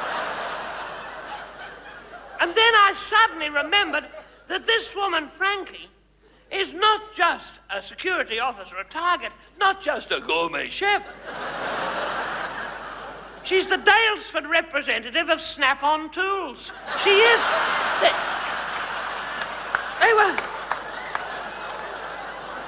They must have been testing an optional attachment. But then their whole relationship is an optional attachment. Oh, I thought you can love your children, you don't have to like them. I fled into the night. I did. And I think you shouldn't, my mother always said, I shouldn't criticize unless, you said, don't criticize anyone unless you walked a mile in their shoes. And I wish I had walked a mile in her shoes, because then she would have been a mile behind me. And I would have had her shoes, which were hideous beyond belief. Those Doc Martens, he should be struck off, that Doc Marten. But I'm having all these problems. What was your name again? Judith, yes, I'm just checking your memory, Judith. I went back to my bridesmaid, Judith, Madge Alsop. Well, you know, she's elite. She's always lived off me. She's a parasite, a sponger, and she's back in New Zealand, and of course she's being recruited by the Scientologists. They want my money, those Scientologists. They do. And of course they like Madge because she resembles E.T. It's the science fiction connection. So, of course, Madge wants to meet Tom Cruise and John Travolta. She wants to be the meat in the sandwich. But I had a phone call from her this morning. She said, how's the movie going? Well, we're doing a reality film about me and my life, Judith. Isn't that lovely? And my family, too. It's like the Osbournes, only much more tasteful. And Madge, deliberately, has been kept in the dark. So have you told her we're doing this film, Andrew? It may have slipped out last week. It might have slipped out. Under what situation? Were you talking to her? No, we're in a bar. Actually. In a bar? We go out occasionally. Madge Alsop should not know these things. She's not going to be playing herself in this film. Judy Davis wants that role. She's desperate for it. Oh, she'd be good too. Nicole Kidman wants to be me. Mm-hmm. Russell Crowe wants to be my late husband, but I don't want any of them. I don't. I want real people in this film. I want it to have the texture of reality. But of course, we're shooting in a couple of days. I'll have to cast immediately. Isn't that wonderful? And I can see some people I'd love to screen test. Come on, darling, up you come. Come on. Yes, yes. No, you. No, not you. No, no. Robin, Robin. Come on, Robin, darling. Yes, a big hand for Robin. Sandra. Come on, Sandra. This way. And Judith and the senior. Both of you. Come on, Judith and the senior citizen. Isn't this exciting? And the senior in the blue shirt. The confused one. Come on, darling. Up you come. This is going to be, you're going to meet stars of the future now. Isn't it gorgeous? Here we are. Up you come, Sandra. Look at you darling. Hello. Hello, you sweetheart. Oh, lovely. Hello there, Robin. You chic little Q dweller. And Judith, too. Hello. And, oh, and hello, Judith, sweetheart, and my old senior. Hello, senior. He's having a hormonal resurgence, I think. And look at this, into the twilight zone with you. Hello, senior. Oh, lovely. There you go. He's in a world of his own, that one. Now, Possums, Warren, are you ready? Warren, you're going to, we're doing a screen test. Little screen test, lovely. Action, whatever they say. Now, we're going to workshop a little scene from my life. The dialogue is exactly as it happened in the 50s. Bring on my 50s kitchen, please. This is my kitchen in Mooney Ponds in the 50s. There we are. Little touch of Doris Day. We're back in Doris Day land now, Possums. Now, the Laminex table is coming on, and I'm going to reenact a scene that happened way back then when I told my family, my mother, my husband, and my bridesmaid Madge, that I wanted to be an actress. Bring on, please, my mother, Gladys. Here she is. Oh, that's gorgeous, Judith. Look, there we are. Very authentic looking. She's got her script there. That's behind the Laminex. And now my late husband, Norm. Would you bring on Norm? Here we are. Goodness. Lovely, Norm. You sit there. I should point out that he's had his first urological incident. And now my bridesmaid, Madge Allsop. Come on, Madge. Oh, far too pretty to be Madge, but still very nice, Robin. Lovely, darling. You just stand here, sweetheart. I don't expect perfect performances, but I think we're going to find a star. I think we really are. Now, you're my mother, Judith, my mother, Gladys. You are my husband, Norm, Senior. And you, Robin, are my boring old bridesmaid, Madge, from New Zealand. But you're going to bring a new life to that performance. Andrew is our sound man. Warren is our visual man. And I'm not in this scene. I am personally not in this scene. This is a build-up to my entrance. But you're concerned, you're worried. You're worried about me, and I want to hear the worry in your voice. You must speak slowly and clearly. Now, it's yours, Gladys. Norm, I'm worried about your wife, Edna. She's your daughter too, Mother Beasley. And she's my wee friend. Don't overact, Robin. Cut that. Now, you have to just say it. You can embellish it a little bit later, Robin. She's my wee friend. Say it again. And she's my wee friend. That's very good. You see, you're a New Zealander, so everything's wee. Now, Norm? That Barry Humphries has been turning Edna's head. He thinks my wife is megastar material. That long-haired pansy. That. What? You say? That long-haired pansy. What's he doing with my daughter? How could she be a megastar? She's a Mooney Ponds housewife. Shh, she's coming.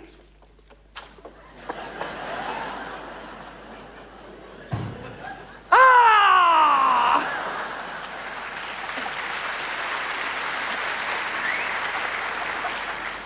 That's my little Doris Day moment then.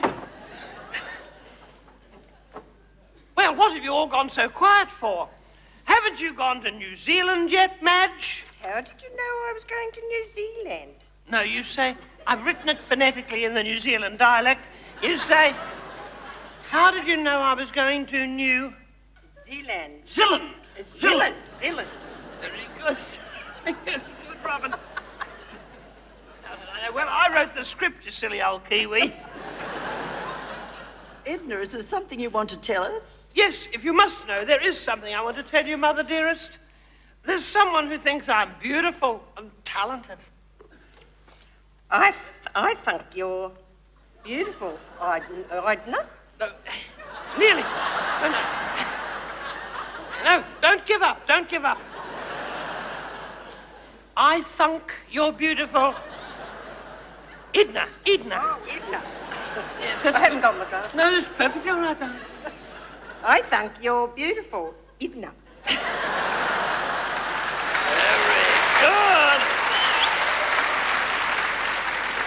Button your lip, Madge. I won't be silent. What about us? What about your wee nippers, Phil May and Kinney?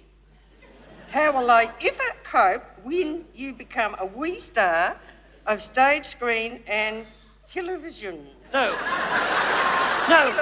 Television. Television. Very good, Madge. Very good. Do what you have to do, Ed. I'll look after the children. I've held you back long enough with my old waterworks problem. My prostate has been hanging over your head for years.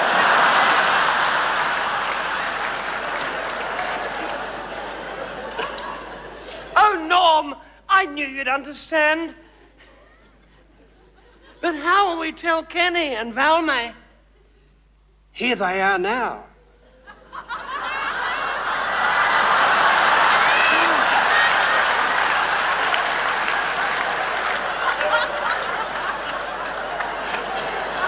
Hi, Mum. Hi, Dad. Nice and Hi, loud. Grandma. Nice and loud, yes.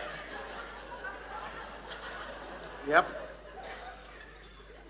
Mum, there's something I have to tell you. No.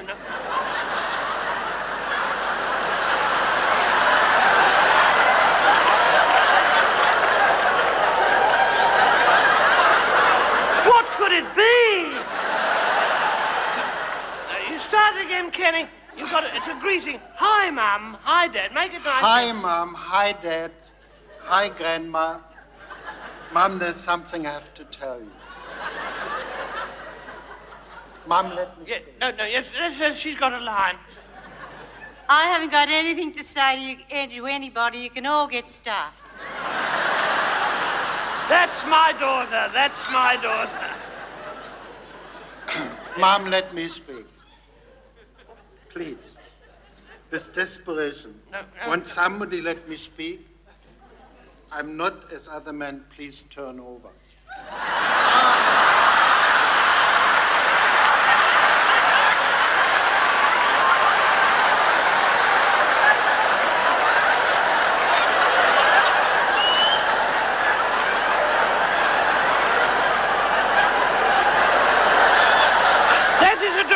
It's a stage direction. You don't have to say, please turn over.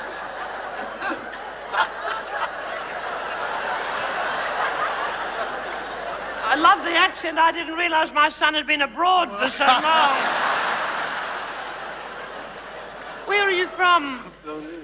Berlin? Good heavens. Cabaret is my son's favorite musical. So you don't have to say, please turn over. Just say, I am not as other men. You can say it in German if you like. Say it.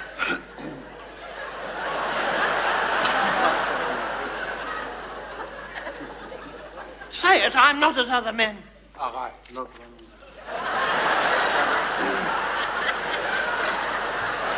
I'm not as other men. Neither is your father, Kenny. But listen, all of you, I'm going to become a professional actress. Ah, pigs might fly. Oh, that will be the limousine to take me to the airport and on to international stardom. You can't leave us in the lurch. Ed, wherever life takes you, will you promise me one thing? Anything, Norm. Promise never to write a script or short play in which we forfeit our dignity and appear ridiculous. Mum, I've got an idea. This could be...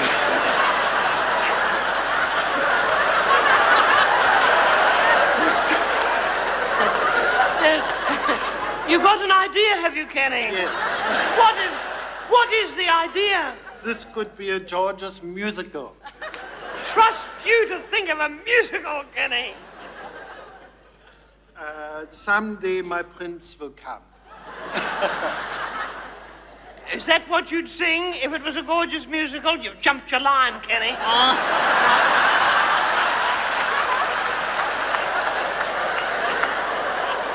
You Schweinhund. Now, listen.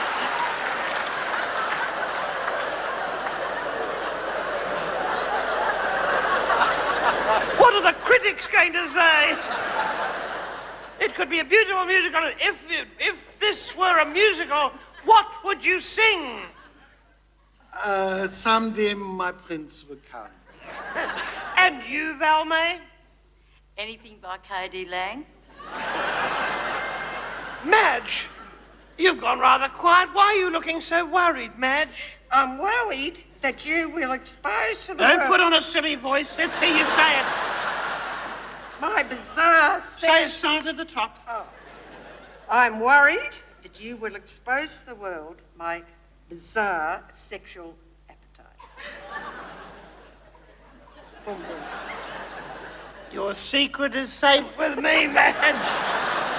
For now.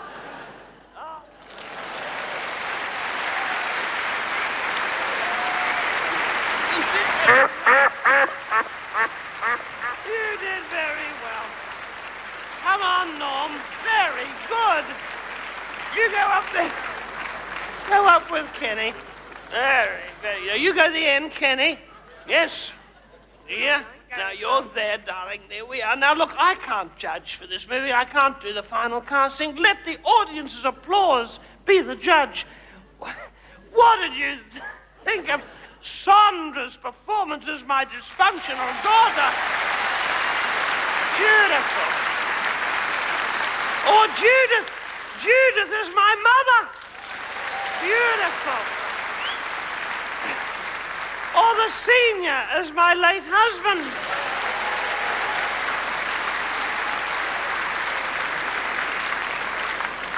And the sensitive portrayal of my son, Kenny! Hey, my God! Wunderschön! All right, well, how about little Madge here? Did you think she was all right? Loved you, Madge.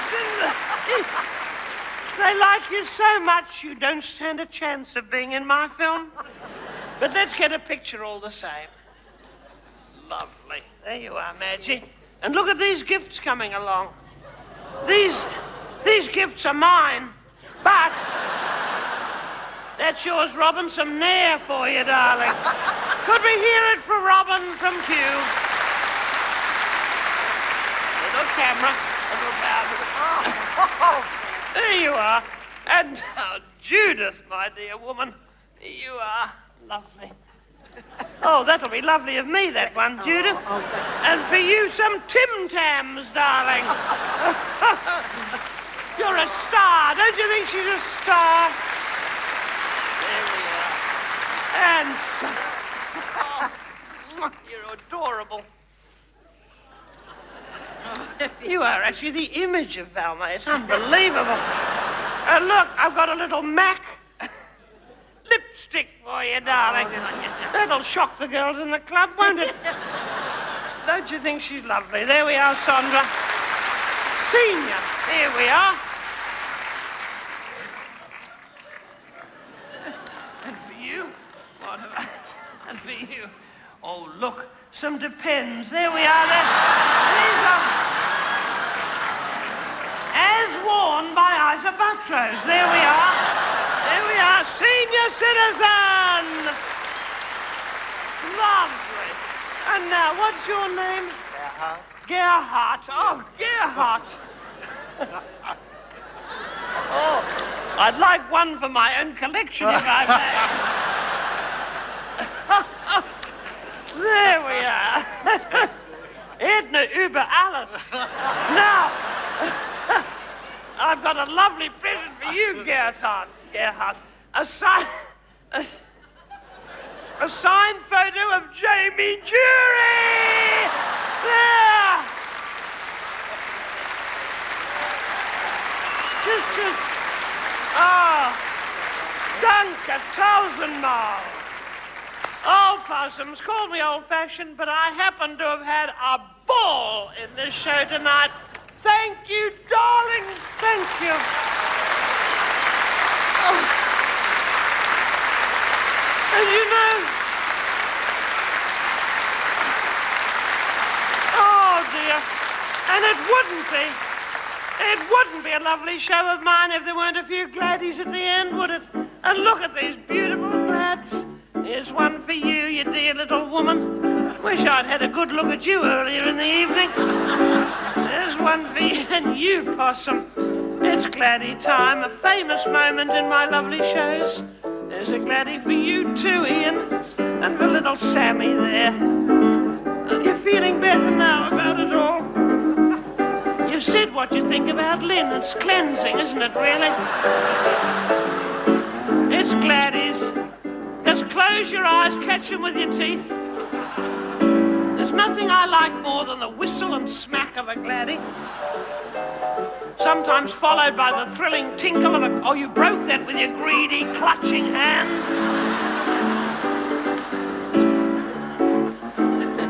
Here we are. There's a Gladdy for you. Beautiful Gladdy for you. A few little friends of Kenny have crept in here tonight. I'm glad to say. There we are. There's a lovely Gladdy for you. One for you, you dear little mite.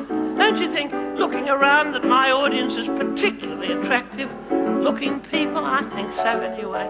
There we are. It's Gladdy time. There we are. There we are. What other show does this? Could you imagine Stevie Wonder doing this? You couldn't. You couldn't. There we are. No, all the profits are ploughed back into the audience. Here we are, Possums. One each. One each. There's one for eyes. One for you. Oh, little Gerhard. There we are. Gerhard. Yes. Wunderschön, Gerhard.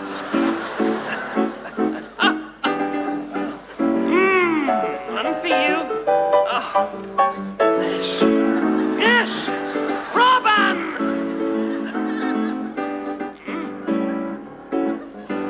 No, you've got one. That's enough. Pass the other one back. Pass it back.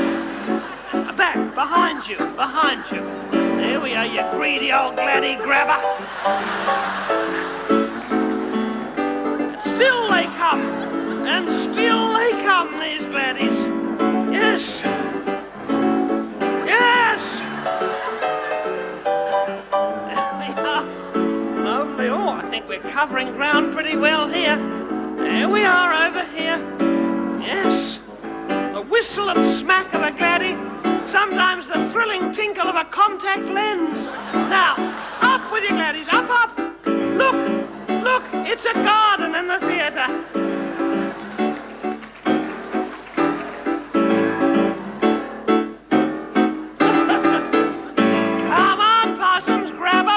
Stalk and wave that glad, wave that glad.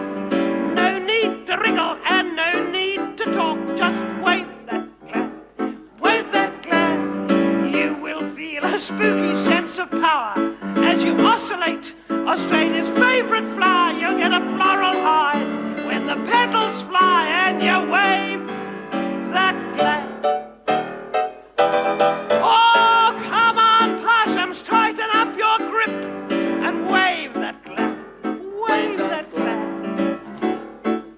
Trembling from bulb to tip and wave that glad, wave that glad. We don't need Gladdies in large amounts. It's the little bit of movement when you wave that glad. Now down glads, give them a rest. We're going to sing the chorus. I'm going to teach you how to do it. When I sing wave that glad, you sing wave that glad. Wave that glad, hear you. Wave that glad, lovely. And isn't this a sophisticated show? And then when I sing, you'll see a big improvement. You sing, it's colour and movement. So I'll do that again. You'll see a big improvement. It's colour and movement. Beautiful. And those without glads to clap in time to the music, nice and loudly. Now, at the end, I want you to stand and tremble those gladdies. That will get you into the trembling position, the exiting position, and the standing ovation position. Now, we need a little practice. Down glads, you stand and tremble.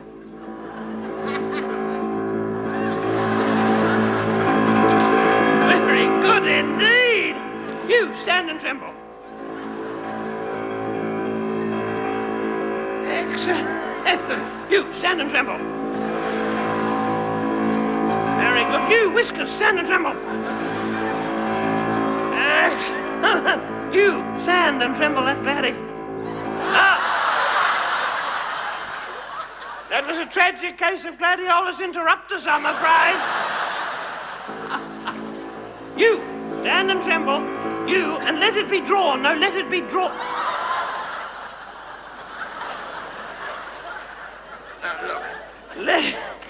You, darling, let your gladdy be drawn to mine. You, no, you, him. Let it be attracted. Come on.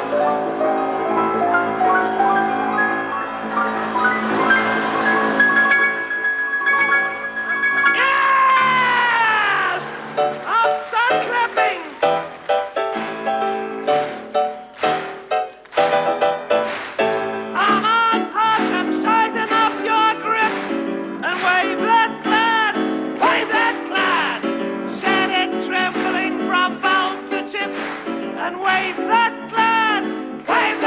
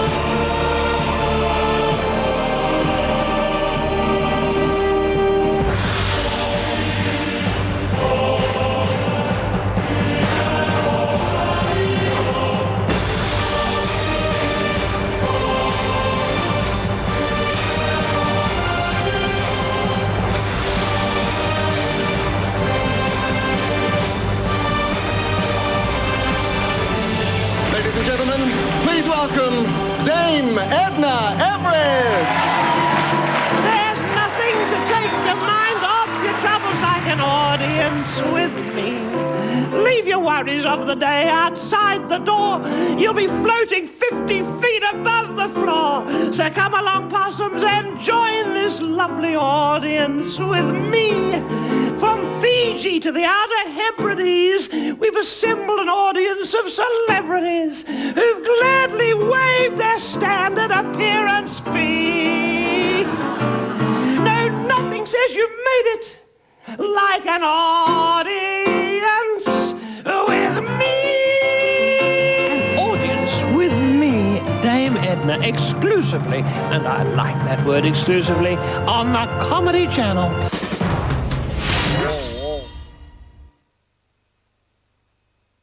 Roy Jones Jr.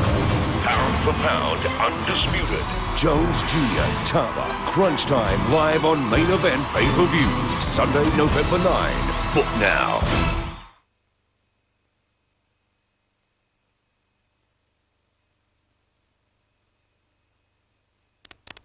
Throw something down on it, but not your body. Anything what your body's saying, don't do it, kid.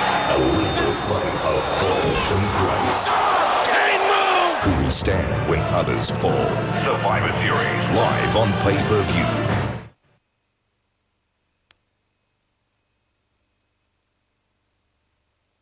Hey, could you sip it? Welcome to TNA. Total action. It's all about screwing who you have to screw to get to the top. No limits. Entire crowd on their feet. Gotta see TNA. This is a volatile situation. Live TNA Wrestling 11 on pay-per-view. Thursday, November 2012 midday. Call your service provider.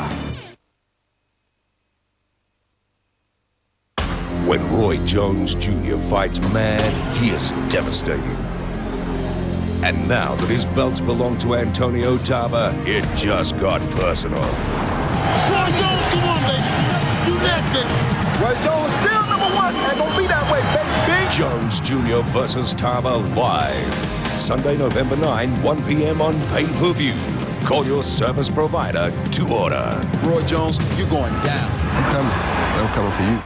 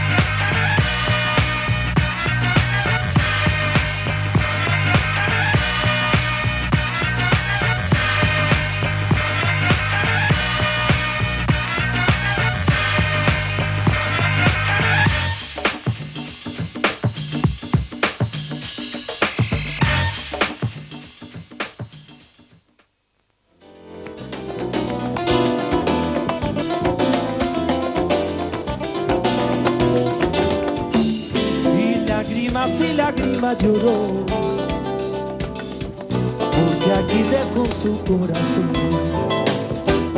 Lágrimas y lágrimas lloró, porque aquí está lo mejor.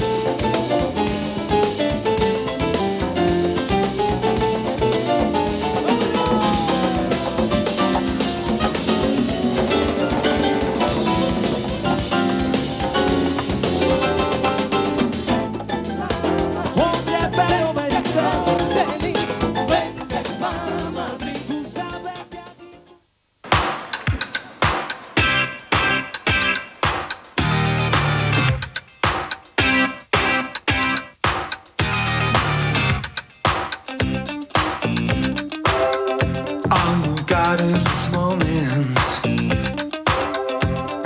21st century's yesterday. You can care all you want, everybody does, yeah, that's okay. So slide over here and give me a moment.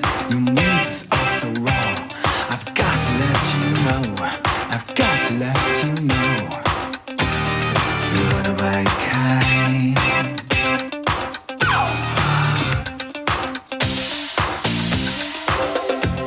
I need you tonight, 'cause I'm not sleeping. There's something about you, girl, that makes me sweat.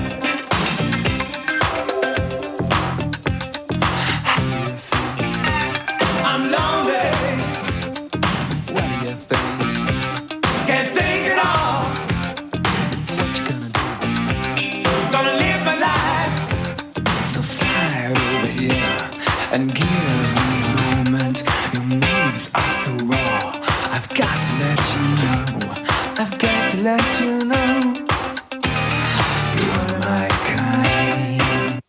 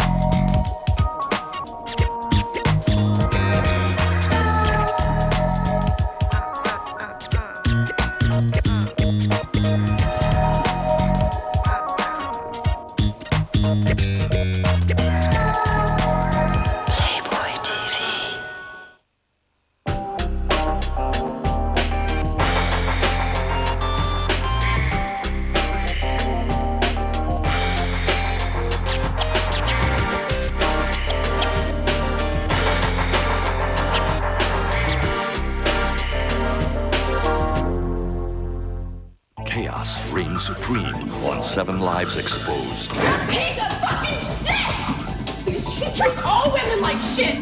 The roommates begin to show their true colors. You can do me a favor. Can you put this on my butthole? Luis is gonna fuck me in the ass.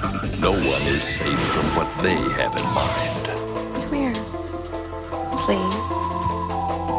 He says you're gonna make me big. Tell me something. Is that fun out there? Yeah?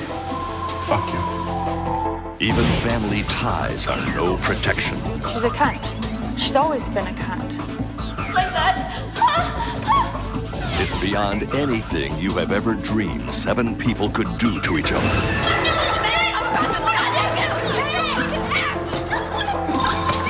7 Lives Exposed. You guys need to chill the fuck out, seriously.